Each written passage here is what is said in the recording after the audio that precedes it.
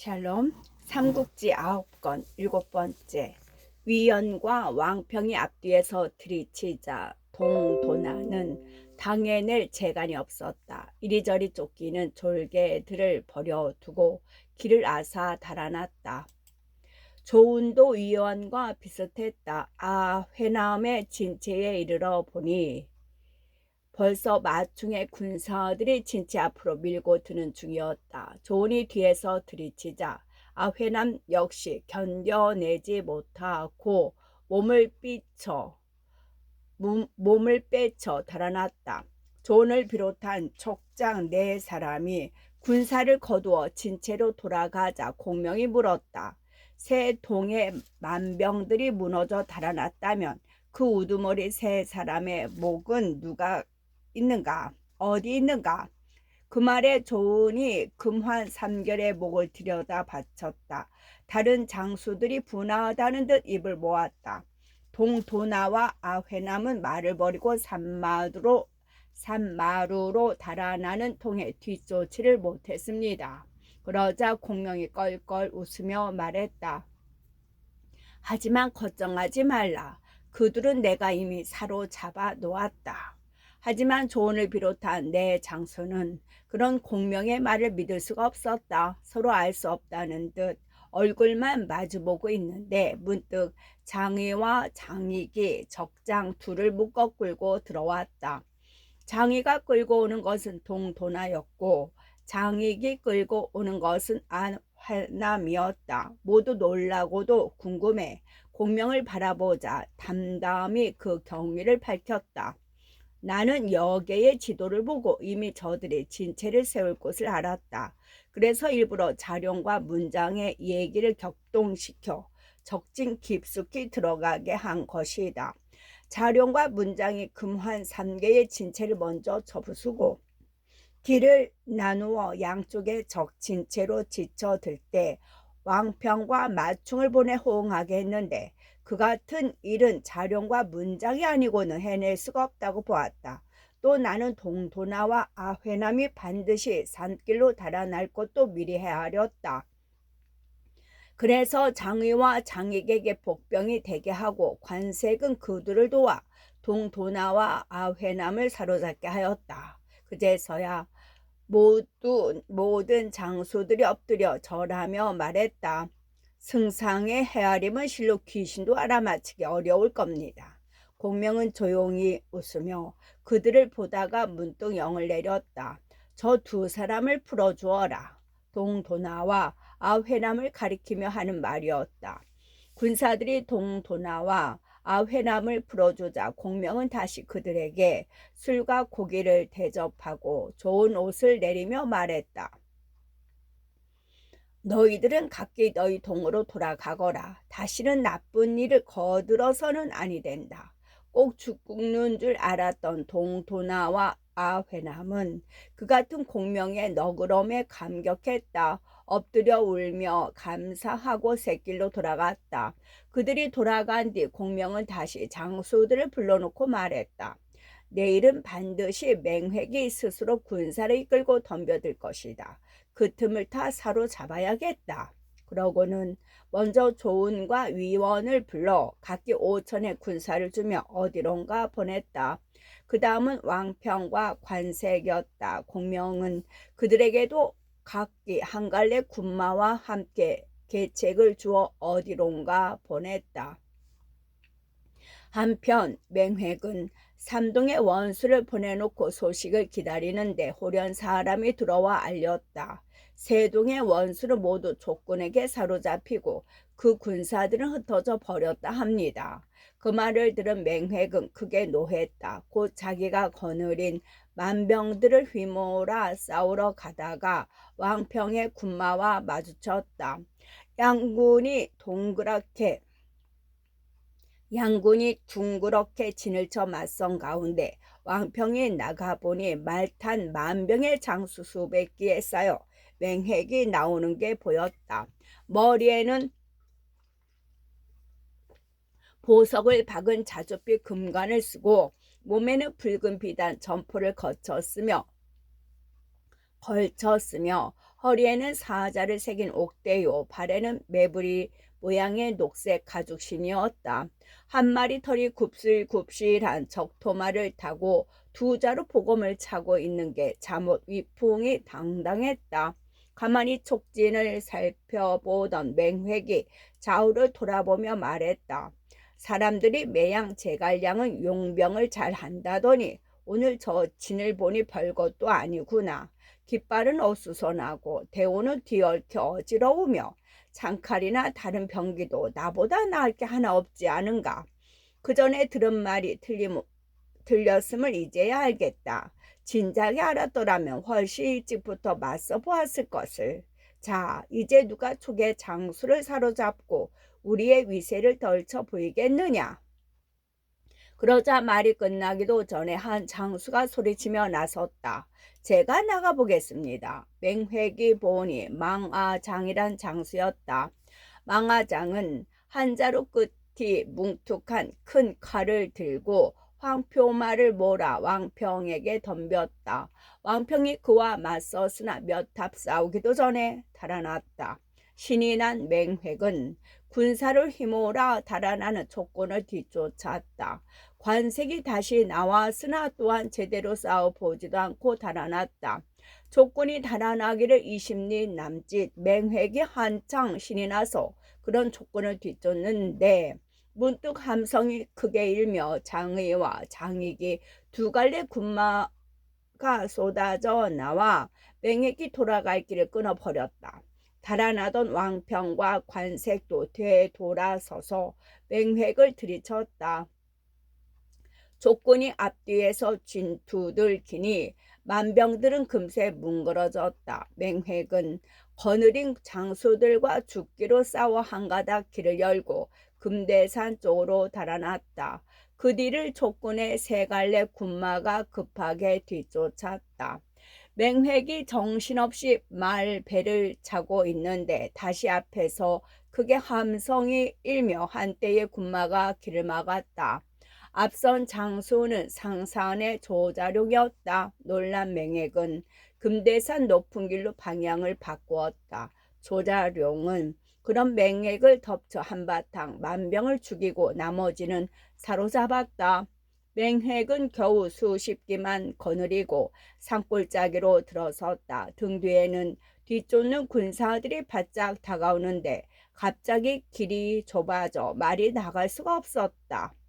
맹획은 말을 버리고 상등성을 기듯하며 넘어갔다. 산마루를 넘자 비로소 온전히 벗어났는가 싶었으나 아니었다. 문득 그쪽 산꼭자기에서 다시 북소리가 울리며 촉군이 쏟아져 나왔다. 공명의 명을 받고 거기 숨어 기다리던 위원의 500보군이었다. 그래도 맹획은 어떻게 뚫고 나가보려 했으나 어림없는 일이었다. 맹획이 위원에게 사로잡히자 그를 따르던 장수들이 모조리 항복했다. 위원은 사로잡은 맹획을 이끌고 공명에게로 갔다. 그때 공명은 맹획을 맞을 채비를 갖춰놓고 있었다. 소와 말을 잡아 잔치를 차리게 하는 한편 장막 안에 7겹으로 무사를 세워 그들의 장칼에서 뿜는 빛은 가을 서리와 겨울 눈 같았다. 스스로는 전자에게서 받은 황금 부월에 손에 잡고 자루 구부러진 덮개를 받치게 하여 단정히 앉았다. 북소리 피리소리 은은한 가운데 좌우의 어린 군을 늘어 세우고 그렇게 앉아 있으니 공명의 위기는 그 어느 때보다도 엄중해 보였다. 먼저 끌려 들어오는 것은 수많은 만병들이었다. 공명은 그들을 묶은 끈을 풀어주게 하고 부드럽게 달랬다. 너희들은 모두가 착한 백성들인데 불행히도 맹획에게 얽매여 이렇게 놀랍고 두려운 처지에 빠졌구나. 내가 생각하기에 너희들의 부모 형제와 처자는 문에 기대 너희들이 돌아올 날만 기다리고 있을 것이다. 만약 이번 싸움에 너희들이 진 걸 알면 그들은 배가 갈라지고 창자가 비틀리는 듯한 슬픔으로 피눈물을 쏟을 것이다. 이제 너희들을 풀어줄 터이니 모두 돌아가 그들의 마음을 가라앉혀 주라. 그러고는 술과 밥을 먹이고 곡식을 나눠주며 정말로 모두 놓아주었다. 만병들은 그 은혜에 깊이 감동해 울며 절하고 돌아갔다. 공명은 다시 무사들을 불러 맹획을 끌어내 오게 했다. 오래잖아 맹획이 무사들에게 앞뒤로 에워싸여 끌려왔다. 맹획이 장막 아래 무릎 꿇리어 지자 공명이 그를 보고 가만히 물었다. 선제께서 너를 박하게 대접하지 아니하셨는데 네 어찌 감히 모반했느냐. 그러자 맹획은 조금도 굽히는 기색 없이 되받았다. 동천 서천의 땅은 원래 모두 다른 사람이 차지하고 있던 땅이었다. 그런데 네 주인이 힘으로 그걸 빼서 마침내는 천자에까지 올랐다. 거기 비해 나는 대대로 이 땅에 살아왔다. 너희가 무례하게 우리 땅을 침범했는데 어찌 맞서 싸우지 않겠는가. 겁없고 비위에 거슬리는 소리였지만 어찌된 셈인지 공명은 성내는 기색이 없었다. 여전히 조용한 목소리로 물었다. 너는 이제 내게 사로잡혔다. 그래놓고도 마음으로는 항복할 수 없다는 것이냐. 산이 험하고 길이 좁아 재수없게 네 손에 떨어졌을 뿐이다. 어찌 마음속으로까지 네게 항복하겠는가. 맹획이 여전히 그렇게 뻗대었다. 요새 말로 민족의 독립운동을 이끄는 지도자다운 기계였다. 공명은 그런 맹획을 한동안 살피다가 물었다.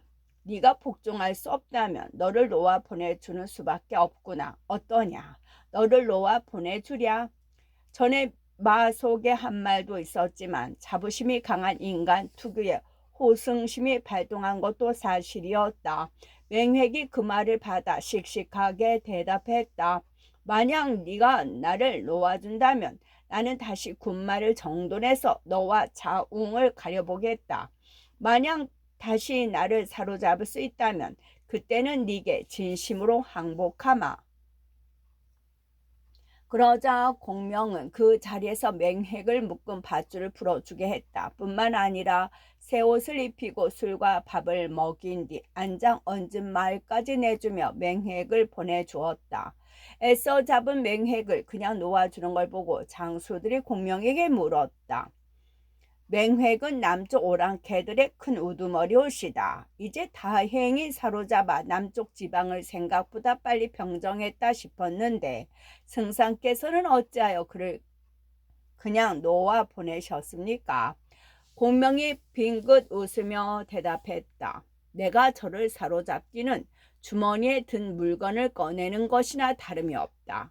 그가 마음으로 항복해야만 이 땅이 온전히 평정될 것이니 나는 그때까지 기다리겠다. 그러자 장수들은 아무래도 그 말을 다 믿을 수가 없었다. 한편 공명에게서 풀려난 맹획은 그날 하루를 달려 노수가에 이르렀다. 마침 거기에는 싸움에 져서 쫓겨온 만병들이 몰려 있었다. 소문을 듣고 찾아온 그들은 사로잡혀 갔던 맹획이 멀쩡하게 돌아온 걸 보고 한편으로는 놀라고 한편으로는 궁금해 물었다.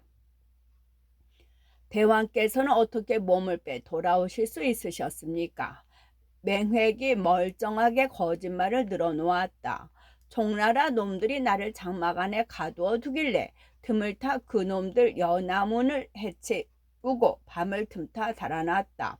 오다가 보초를 서고 있는 마군을 또 만났으나 그때도 그놈을 죽이고 빠져나왔지. 이 말은 바로 그놈에게서 뺏은 것이야. 그 말에 속은 졸개들은 다시 힘을 얻었다. 맹획을 받들어 모시고 노수를 건너 새로 진체를 얽었다. 그리고 인근 여러 동 우두머리를 불러들이는 한편 촉근에게서 노연한 만병들을 찾아 모으니 어느새 그 근세는 다시 10만이 넘어섰다. 이때 동도나와 아회남은 각기 저희 동에 있었다. 맹획이 사람을 보내 부르자 겁이 나서 저희 졸개들을 데리고 맹획에게로 갔다. 저희 편이 대강 다 모였다 싶자 맹획이 영을 내렸다.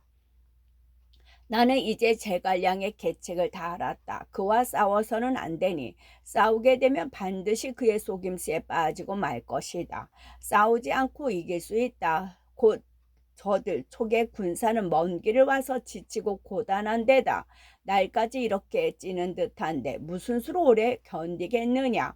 우리에게는 노수의 험함이 있다. 배와 뗏목을 모두 남쪽 언덕에 끌어다 놓은 뒤 도성을 높이 쌓고 도랑을 깊이 파 그 속에서 제갈량이 무슨 꾀를 내는지 구경이나 하자. 잠옷 밝게 보고 하는 소리였다. 모든 주장은 그 말에 따라 배와 뗏목을 남쪽 언덕에다 끌어놓고 도성을 쌓기 시작했다. 강가 산기슭에다 높은 성루를 세우고 거기다가 활과 쇠내며 돌을 날리는 기계를 설치하여 오래 견디어낼 채비를 했다. 군량과 마초는 각 통에서 대기로 되어 있었다. 그렇게 되니 모든 게 빠짐없이 갖추어진 셈이라. 그로부터 맹획은 조금도 제갈 공명을 걱정하지 않았다. 한편 공명은 군사를 휘몰아 내려오다가 노숫가에 이르게 되었다. 먼저 살펴보러 갔던 군사가 달려와 알렸다. 노숫가에는 배 한 척 뗏목 한 대 남아있지 않은데 물살은 세고 물은 매우 깊습니다. 물도 물 건너 언덕에는 토성이 쌓여 있고 그 위에서는 만병들이 파수를 보고 있습니다. 이때가 마침 5월이라 원래도 한여름인데 남쪽으로 내려왔으니 그 더위는 더 심했다. 군사와 말은 갑주를 걸치기는커녕 호도조차 꿰고 입기 어려웠다. 공명은 몸소 노숫가로 가서 맹획의 대비를 살펴봤다. 여기저기 꼼꼼히 살피더니 대체로 돌아가 장수들을 모아놓고 말했다. 지금 맹획은 노수 남쪽에 머물면서 성벽을 높이 쌓고 도랑을 깊게 파 우리에게 대항하고 있다. 그렇지만 우리가 여기까지 군사를 끌고 왔다가 빈손으로 돌아갈 수 없지 않은가. 그대들은 각기 군사를 이끌고 산기슭 숲가로 가서 나뭇잎이 무성한 곳에 진채를 얽고 사람과 말을 함께 쉬게 하라. 그러고는 그곳 자리에 밝은 여개를 보내 노수에서 100리쯤 떨어진 시원한 곳에 2개의 진채를 얽게 하고 왕평장의 장이 관색 넷을 보내 둘이서 하나씩 맡아 지키게 했다. 또 진채 밖에는 풀로 엮은 덮개를 둘러치게 해 그 아래 말들이 더위를 피하게 하고 장졸들도 서늘한 곳에서 편히 쉬게 했다. 참군 장관이 그걸 보고 제갈 공명을 찾아가 말했다. 제가 여개가 얽은 진채를 보니 몹시 좋지 아니합니다. 지난날 선제께서 동호에게 낭패를 보실 때 잘못을 그대로 따르고 있는 듯합니다. 만약 만병이 노수를 건너와 갑자기 진채를 들이치고 불로 공격해오면 어떻게 막으실 작정입니까? 그러자 제갈 공명이 빙긋 웃으며 대답했다. 너무 걱정하지 마시오. 내게 묘한 계책이 서 있소이다. 하지만 장관을 비롯한 다른 사람들은 아무래도 그 속셈을 알 수가 없었다. 그럴 즈음 후주가 마대를 시켜 더위 먹는 데 쓰는 약과 군량을 보내왔다는 정갈이 왔다. 공명이 불러들이자 마대는 절하며 공명을 보고 온 뜻을 밝히는 한편 가져온 약과 곡식을 각 진채에 나누어 주었다. 그 일을 끝내고 돌아온 마대에게 공명이 가만히 물었다. 그대가 끌고 온 군마는 얼마나 되는가? 한 3천 됩니다. 마대가 왜 그러냐는 듯 공명을 보며 그렇게 대답하자 공명이 다시 물었다. 내가 이끌고 온 군사는 지금 거듭되는 싸움으로 지쳐 있다. 그대의 군마를 좀 썼으면 하는데 한번 해보겠는가? 제가 이끌고 온 군마도 모두 나라의 군마입니다. 어찌 이쪽 쪽을 가릴 수 있겠습니까? 승상께서 쓰실 작정이라면 죽더라도 마다 않고 한번 나가보겠습니다. 마대가 그렇게 흔연히 대답했다. 공명이 그런 마대에게 진작부터 마음 먹고 있던 계책을 털어놓았다.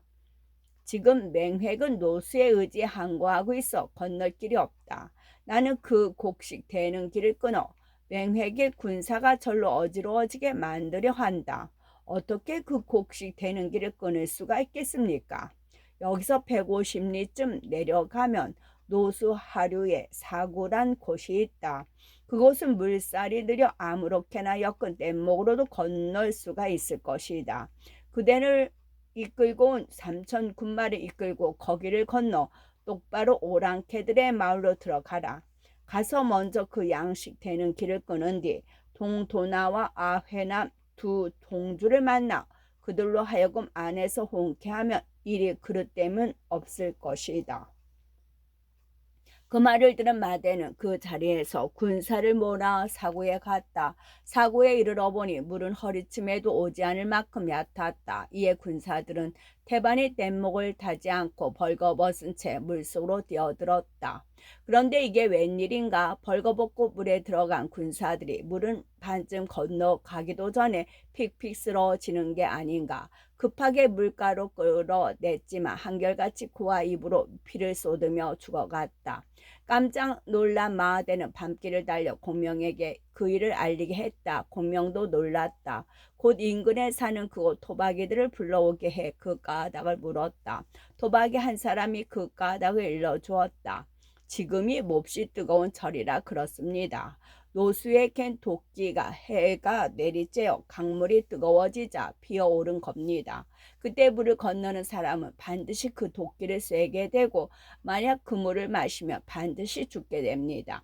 굳이 그 물을 건너려면 밤이 되어 물이 식은 다음에 건너야 합니다. 그때는 도끼가 피어오르지 않아 밥을 든든히 먹고 건너면 별 탈이 없습니다.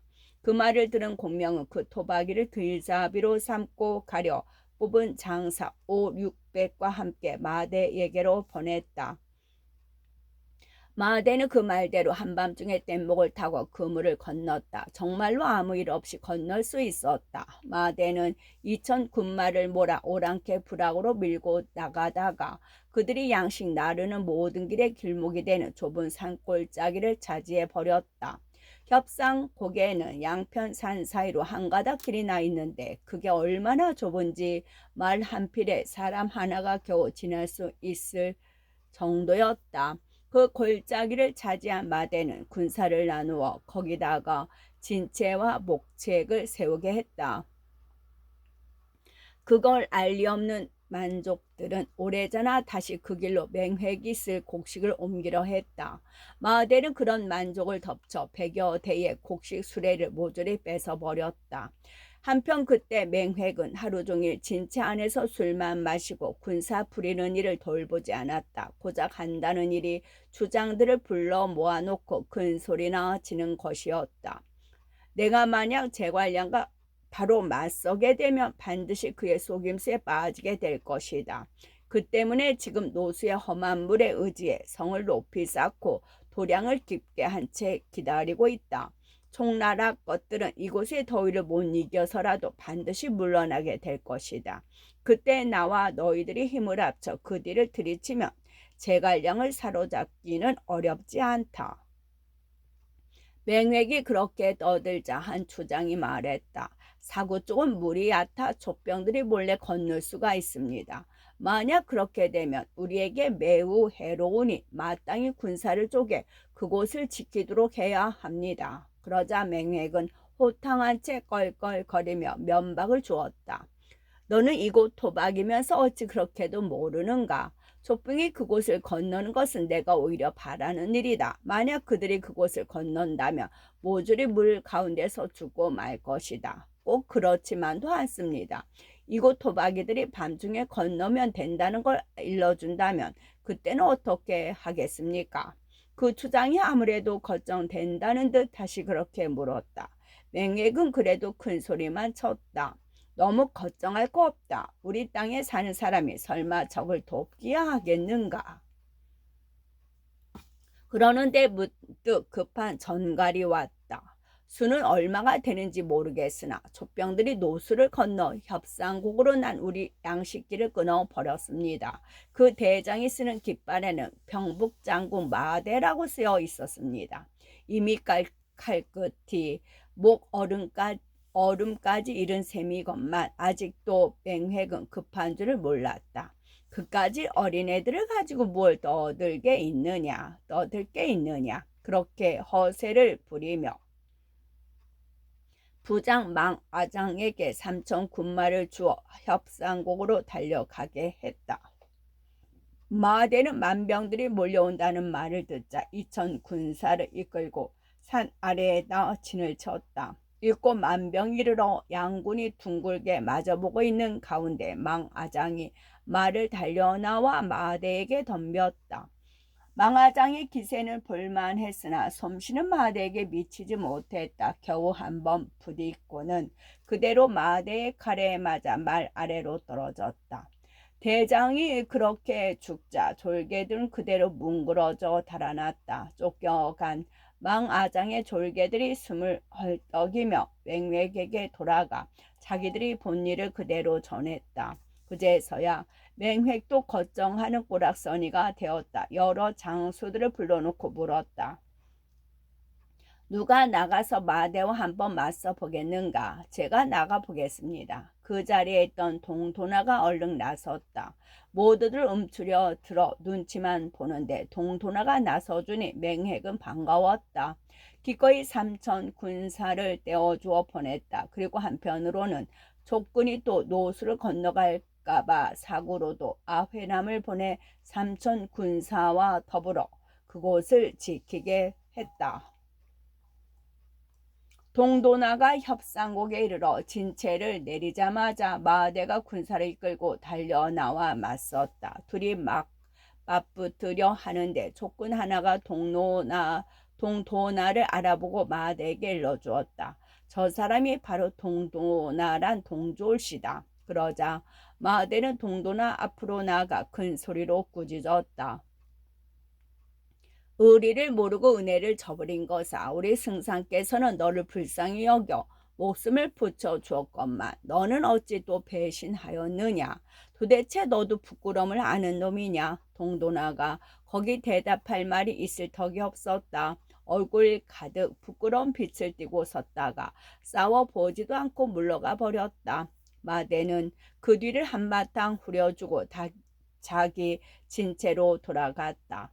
맹획에게로 쫓겨간 동도나가 기어드는 목소리로 싸움의 결말을 말한 뒤에 덧붙였다.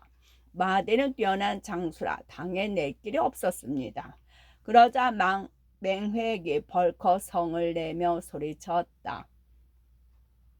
나는 네가 전에 제갈량의 은혜를 입은 적이 있음을 알고 있다. 그 때문에 싸워보지도 않고 쫓겨온 게 아니냐. 이는 바로 적에게 싸움을 팔아먹는 수작이다. 그러고는 좌우를 돌아보며 영을 내렸다. 저놈을 끌어내다 목 베어라. 그 갑작스런 불호령에 놀란 추장들이 나서서 맹획을 말렸다. 여럿이서 같은 말로 동도나를 살려주기를 빌자 맹획도 마침내는 영을 바꾸었다. 저놈의 목숨은 붙여주되 큰 몽둥이로 100대를 때려 내쫓아라. 이에 무사들은 동도나를 끌어내 대군 100대를 때린 뒤 자기 진체로 돌려보냈다. 여러 초장들이 늘어져 눈 동도나를 찾아보고 말했다. 우리들이 비록 오랑캐 땅에 살고 있으나 일찍이 중국을 감히 침범한 적이 없었고 중국도 일찍이 까닭없이 우리 땅을 침범하지 않았습니다. 그런데 이제 맹획이 몰아대는 바람에 하는 수 없이 모반을 일으키게 되었습니다. 하지만 공명에 헤아릴 길 없이 놀라운 깨는 조조와 송건도 두려워하였는데 하물며 우리 같은 오랑캐가 어떻게 맞서겠습니까? 거기다가 우리들은 모두 붙들렸다가 목숨을 용서받은 적이 있는 사람들입니다. 어찌 그 보답을 하지 않을 수 있겠습니까?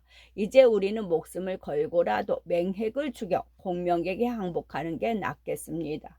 그리하여 여기 있는 사람들은 물론 동의 무고한 백성들을 도탄해서 구하며 옳습니다. 그러나 동도나는 맹획이 시킨 일인지도 모른다는 생각에서 슬쩍 그들을 떠보았다. 그대들의 속마음을 알 수 없으니 어찌해야 할지 모르겠소. 그러자 공명에게 붙들렸다가 노연한 사람들이 목소리를 합쳐 소리쳤다. 믿어 주십시오. 우리는 모두 원수님과 함께 가기를 원합니다. 다른 사람들도 그들을 따라 나서니 동도나는 비로소 마음을 굳혔다.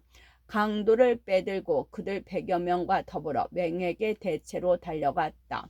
그때 맹액은 술에 몹시 취해 장막 안에 잠들어 있고 장수 둘이 장막 밖에서 그를 지켜주고 있었다. 동도나가 칼끝으로 두 장수를 가리키며 말했다. 너희들도 또한 제가 승상에게서 죽음을 용서받은 자들이다. 마땅히 그 은혜를 갚도록 하라. 그러자 두 장수가 한꺼번에 대답했다.